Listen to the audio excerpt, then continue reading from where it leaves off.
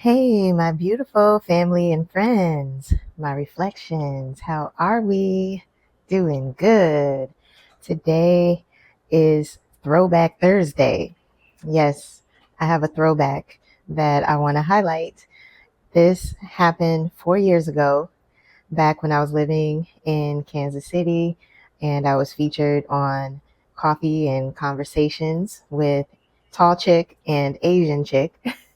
Yeah, that was the name of my friend Ember's podcast. Today, I want to share some of the highlights from that content piece. And if you want to see the full video, I will leave the link in the description.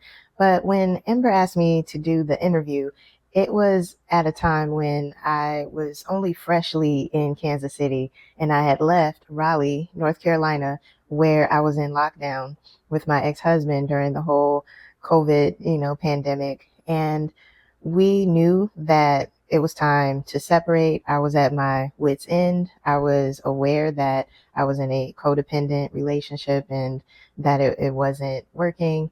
And I just was ready to leave the toxic environment. And just like magic, one day, my friend Alex called and he said, "Yo, I got this opportunity. If you move," I was essentially moving back to Kansas City because I had lived there a couple years before then. But he's like, "If you move back to Kansas City, there's this place where you can be the art director and it's a gallery and you can have your paint parties." And I was like, "Oh, this is it. I get to have my win." I was just like, this is my way out. And so I packed up my RAV4 with all my belongings. I put what couldn't fit in the Ravi in storage and I was out. I was like, what an opportunity, what a blessing.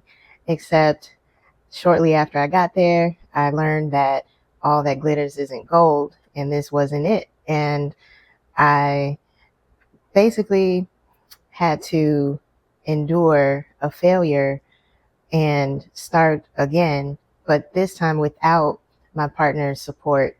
And that was the part of the codependency that was unhealthy, was my reliance on him for everything that I needed, right? My well-being, paying bills, paying rent. And he was very harsh. He took me off of his health insurance. He took me off of the family cell phone plan. He took me off of the auto insurance plan. And I had to find a way to make all of those ends meet, including my storage unit monthly fees. And I was kind of freaking out, but I had a tiny network, basically through, it's called the Lion Team, and they are a networking organization that was essential for me to meet good people like Ember and other Soul Tribe. Ember is like my soul sister, but that's how we met. And it was during a time of uncertainty, and I had already experienced some trials and some errors in Kansas City. And by the time the interview happened, I knew that all I could rely on was me and my spirit team. And I had big dreams. And a lot of the things that come up in the interview are things that may not have happened yet, or they were just in the works, just getting started. And other things, I was talking about it in the interview, but even 4 years later, still haven't completed those achievements. And so it was really, really telling and insightful to see this interview just a few days ago, and I decided to share it and shine a light on the path that I have been on. I'm going to start the video, and so without any further ado, let's check it out. Good morning, welcome to Coffee and Conversation with Tall Chicks and Asian Chicks. Hi, I'm Chanel Powell. I'm the founder of Art Worth Sharing. Yeah. Well, welcome. Thank so you. exciting. Yes. Well, here too. Happy Monday. Happy Monday, friends. That was a little bit awkward just because I was meeting Asian chick for the first time right there at the interview. And so she didn't even know my name as she was starting the interview out. And so that was just something fun, funny, I guess, about why it started off like that. When I first saw you, I mean, your skin is beautiful. You look so young, but I'm sure. Yeah. A lot of people can't believe that I have an 18 going on 19-year-old daughter, and I wasn't a 14-year-old when I had her. So it's like, yeah, I'm 41, and I just feel like young at heart, and a lot of my work has to do with kind of channeling childlike energy, and I think it keeps me looking young. Yeah. And talk more about that, like channeling childlike energy. So what does that look like for you? For me, it looks like coloring, like when I used to love receiving that huge box of Crayolas and, colored pencils, and just art supplies would geek me out as a kid. And I love writing books and illustrating them as well. So I actually majored in illustration, and now I make coloring books and coloring pages for people so that they can have that whole side of them show. I said, now I make coloring books and coloring pages, but that wasn't 100% true. That was one of my pie-eyed dreams that I was working toward. But hey, fake it till you make it, or speak life, into existence, the things that you want. Where do you find for you is the best place? Like, do you have a studio, or where do you find that you're the most creative? Just at home. I always make sure that where I live, like, it's a content creation kind of place. And so I would just break my house into little zones. Like, there might be a zone where I do the art, and I have a rig that is set up so that the camera can look down at what I'm drawing underneath, and it helps me to put out time-lapse videos of, you basically see the art appear out of nothing, like a blank sheet of paper. Those are so cool to watch. Like, just from one little thing and they create to like a flower, like something blooming. Is that cool? Yes. I speed it up like sometimes like up to 900 times the rate that I do it, but I found that sometimes people like watching it at long pace as well, and learning all about like live streaming, and so I'm getting into that. So I have a zone in my house for that, and I have a home recording studio, and that's what I like to make music. And so I have my guitar and my keyboard and make beats, and then have the microphone, and I like sing on that. And a lot of those songs don't see the light of day, but it's just something that I love doing in the comfort of my own home. So I do still to this day have zones in my house and look like have the camera looking down at the art, and I share those kinds of videos on my TikTok and Instagram and Facebook pages, especially the paint it yourself kits. But what I had not mastered was the whole live streaming aspect that I mentioned. I was still getting that all set up, and it was something that, 4 years ago, I was like, I'm going to try it. I think it's a good idea, but I haven't fully achieved the whole live streaming thing. It was a couple months ago where I just streamed live on TikTok for the first time, and I shared that video. And so, it's just something that 4 years from now, I would have thought that it would have been more developed, but, I will continue to work on that and develop it, and we'll see how live streaming goes for me. But as of now, not something that I have really tapped into very much. And so, yeah, I like recording music in my own home, and I still have a recording studio zone here.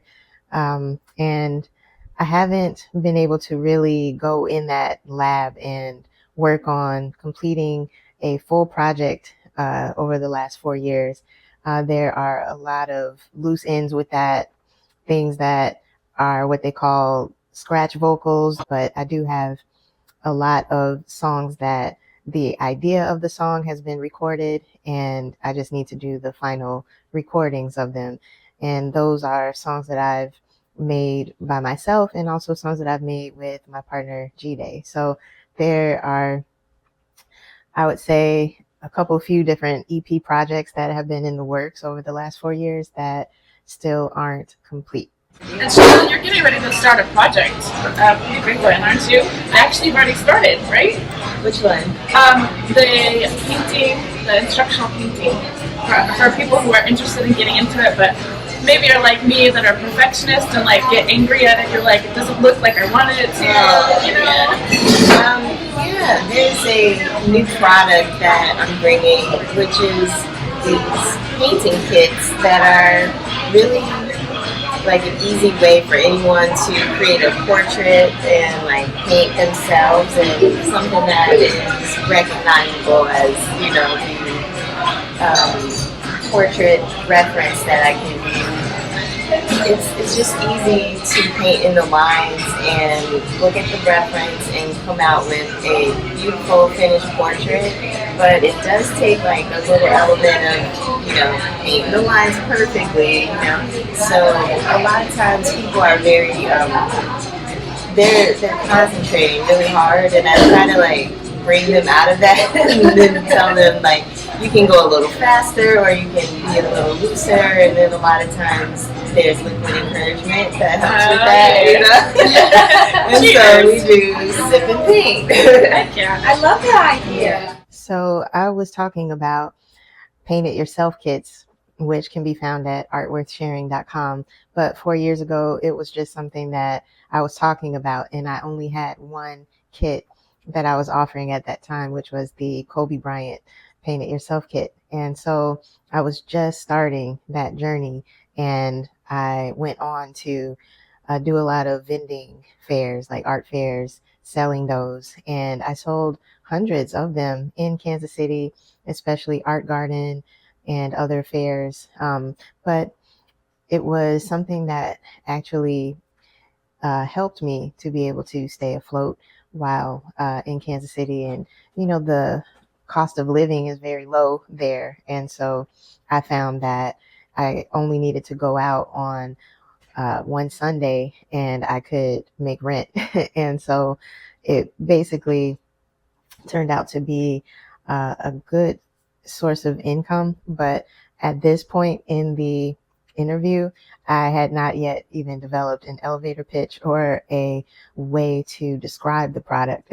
And so you can see me, you know, just kind of being reminded to talk about it and promote it. I was not prepared at all. When Ember asked me about the product, it was like kind of like deer in the headlight for a second. I'm very passionate about it, and I would do it for free, but I'm just hoping that, you know, my talents are enough to sustain me here. It's hard when you have a passion and you want to give and share that with other people, and you're like, I also gotta pay the bills, or, you know, I have to get the materials in order to do it, you know. It's really hard. It's like it's almost a betrayal. It feels like a betrayal of what you want to do to put a monetary amount to that, you know. So cruel, right?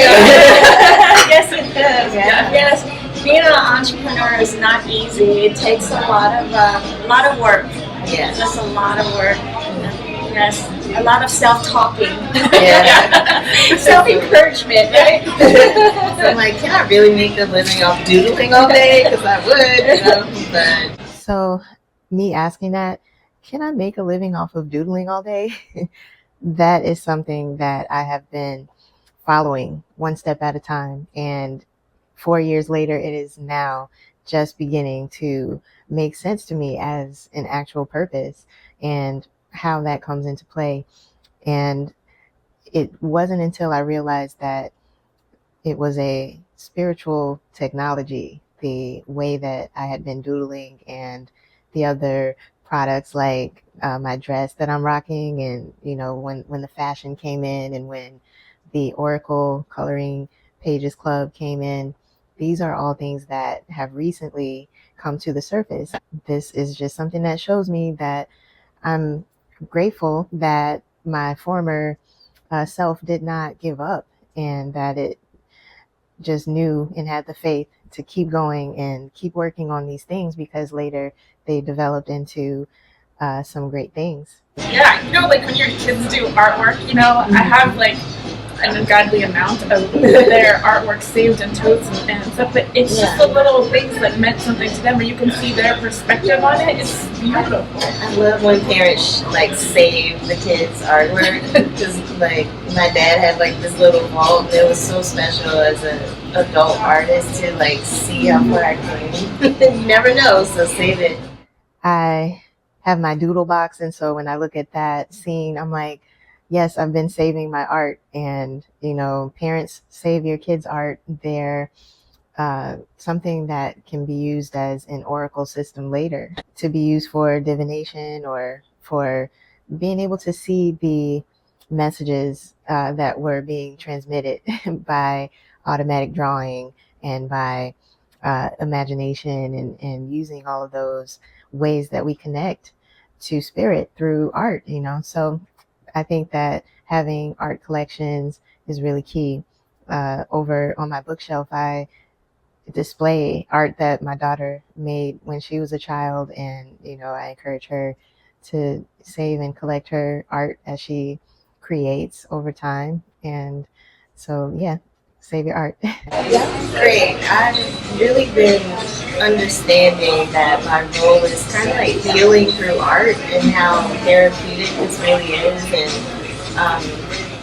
people that showed up on Saturday, they're having like a hard time, and like I know it personally, and so when they came out, they just forgot about all their worries, and they were really into it. So I'm starting to really learn that there's like a healing aspect to the painting as well, and I like to align with people that are trying to find that outlet, that creative outlet.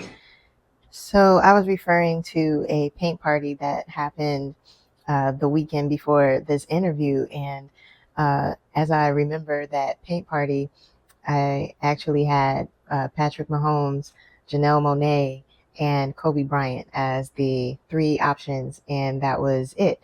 And it was a small group, and it was kind of a test group. And I had done the whole promotion for that party, and when low numbers attended, I was a little bit worried. But what in hindsight I realized was that this was a party that really showed me the therapeutic and healing aspect of painting and its effects on people who are really going through some hard times, because I personally knew the attendees. It was a group of them all experiencing something very tough, and I was just sharing that. And until I watched this video recently, I had forgotten about that discovery, and it being that paint party that showed me to stick with it, and to really make the healing through art aspect more important and more prominent. And so that's what I've done. And it's even become a healing ministry at this time, 4 years later. It brings all ages together. It's nice to know. Yes. Yeah. Not kids. Not kids. Because they can't sit still. That's why. We have to be yelling at them all the time. It's right. Like there's paint everywhere. Nightmare. This is more like for form. Yeah. Right, This is more like for relaxing. Definitely. So, yes, it's a chill vibe. Yes. Well, you probably will have another class maybe for kids that are a little bit younger. That would be something that I pick back up again. I used to do arts and crafts every summer when I was living in California like a lifetime ago, but it was really fun. I really like what you were saying, like how you can identify at a really young age who the artists are in the group, and it's just like so special to just be with the young artists and inspire them and bring out even more of their special talents. And so I do love the little kids, but this current product that I'm really pushing and launching just has to be for 10 and up. So Okay. yeah. So when I was doing the interview, I only had paint kits in mind, and I said it was just for kids aged 10 and up. And later, around this time, I decided to develop an iPad doodling course for just iPad art. And I had inspired so many young children to get iPads, and they just thought it was the coolest thing ever.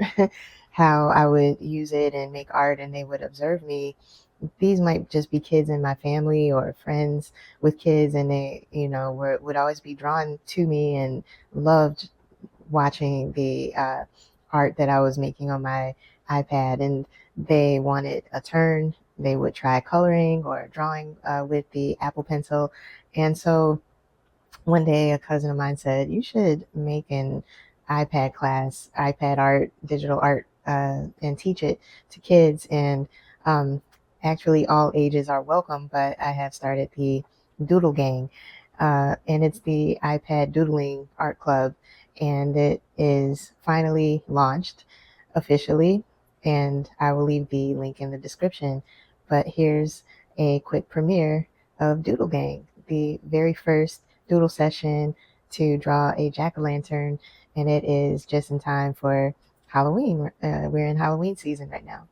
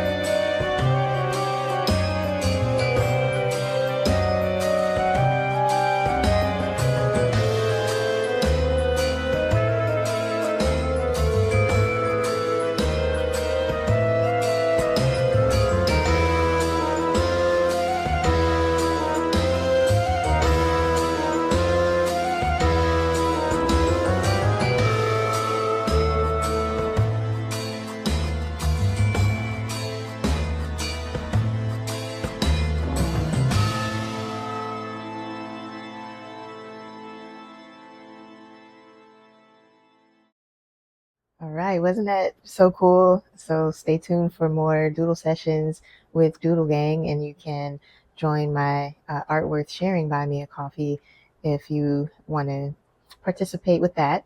I would love it if you joined. But yeah, let's get back into the interview. Or there are days that you're like need a little bit more of what you're gonna draw, what you're gonna do, or I don't know where, because I consider myself to be a channel, which means that when I sit down to an empty page, I really don't know what I'm going to draw. I just kind of go with the flow, and the next thing I know, there's a beautiful piece there. And so that's my method of creating art. So it's my go-to, and I just do that. It was just good to confirm that 4 years ago, I was already aware that I was channeling through my art, and that I have developed that gift further and gotten even more sharper with that skill. do you have any advice or words of wisdom? I'm just so grateful for like where I'm at right now. I had to go through a lot of trials and tribulations to get here right now, and so it just feels really good. It's kind of like, not what am I doing today, but what do I get to do today is kind of the mindset that I'm using. Yeah. So a new mindset to just feel grateful to get to do things that I get to experience day in and day out. Remembering when I didn't get to do it, and so it's just advice to say, what do I get to do today rather than what am I going to do? Like when you wake up and you say, what am I going to do today? It kind of has this enthusiast mindset attached to it. And so, yeah, just changing that and being excited about what each day brings and getting closer to your goals, that's what is driving me right now. I wasn't aware how much gratitude would play a role in my whole level up that happened last year. But, I loved being reminded of that motto, what do I get to do today? I had, I guess, practiced that so much that it just became my day-to-day lifestyle. And now I even incorporate, a long list of things that I'm grateful for that I say every day, because the universe really responds to gratitude when you say what is already working for you in your life, and it rewards you with even more the more grateful that you are. And so just having a mindset of gratitude has been life changing for me. And I'm just happy to know that 4 years ago, I was already thinking positively in that way. Because I'm not a goal person, though. I like to learn. I mean, I like to see what others are doing. I like working with the moon phases because that gives you a month at a time to project your intentions and what you hope to accomplish in like a month. And that's a fun fact, that month is moon, like the word moon is in the word month or root word, whatever. So yeah, every month at the beginning of the month, when I set my intentions and what I hope will happen, and those are the goals, my intentions. And then at each full moon, I release what no longer serves me, and that way I'm not holding on to any of that negative energy or that baggage that needs to go. That's powerfully manifest by the moon. Right. Yes. By the power of the new moon. No, I love that. This was a great connection, so I'm really excited. Well, thank you so much, everyone. We'll see you next week. Bye. That's cool to see that I was even talking about moon circles, moon magic at that time 4 years ago, because that was something that I was able to bring from my priestess training in California, which was like 13 years ago now. But, when it was 4 years ago, I was hosting moon circles at my house, and Ember even got to attend a moon circle or two. So that's something that I still am practicing and still leading and hosting those from my home. And it has expanded to being more of a virtual moon circle these days, rather than, people physically coming to my home. But I like that. And if they can tune in, then great. And if not, then I still conduct my own private moon circles too. So cool just watching that again. And yeah, I just thought that there were a lot of things in the works and things that are still yet to come. So I hope you enjoyed my Throwback Thursday video and are inspired to do what it is that you're doing even more. Don't stop. And yeah, don't stop making art worth sharing. And until next time, peace. Love you guys. Bye for now.